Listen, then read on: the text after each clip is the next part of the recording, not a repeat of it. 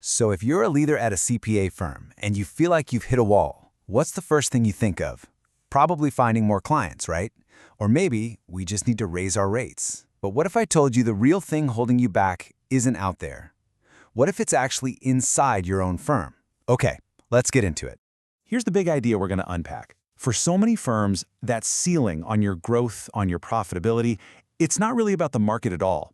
It's built right into how you do the work every single day. We're talking about a serious operational bottleneck that's probably hiding in plain sight. Okay, be honest. Does any of this ring a bell? You've got partners just buried under a mountain of basic review work. Every single busy season feels like you're just putting out fires. Hiring?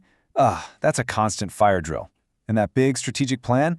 Yeah, it gets pushed to next quarter, again. Look, these aren't just the cost of doing business. No way. These are red flags, symptoms of a much bigger operational issue that's really putting the brakes on your growth.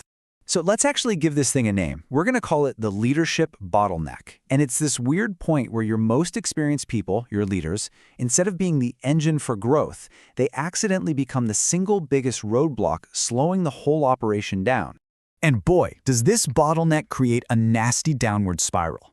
It all starts when the junior staff need a little help. That pulls your seniors away from reviewing work and forces them back into doing the work. Then, all the reviews get jammed up and pile onto the partners' desks at the last minute. And the result?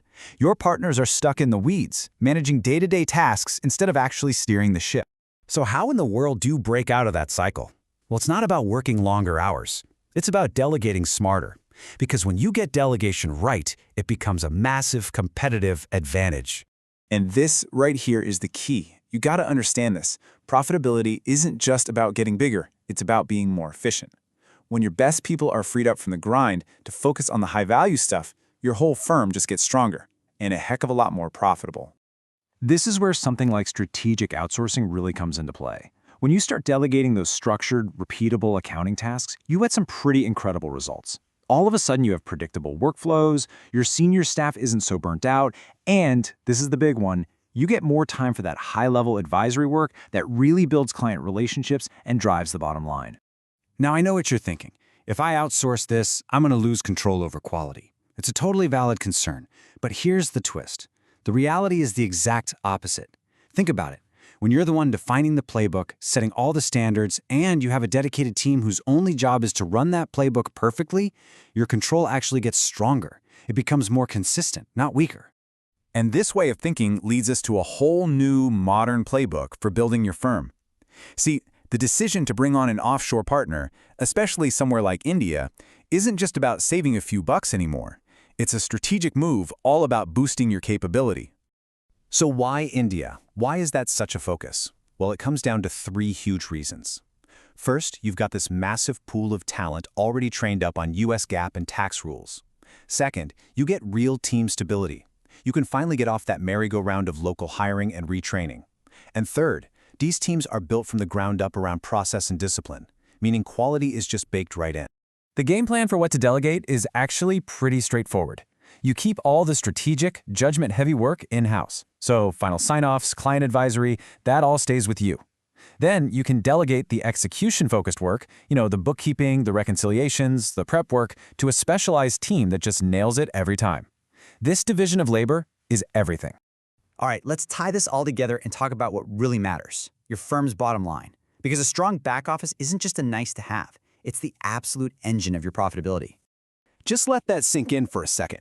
Your firm can only grow as fast as your back office can keep up. If your back office is weak or inefficient, it's going to crush your margins and burn out your team the second you try to scale. But a strong one lets you take on more and more work while actually increasing your profitability.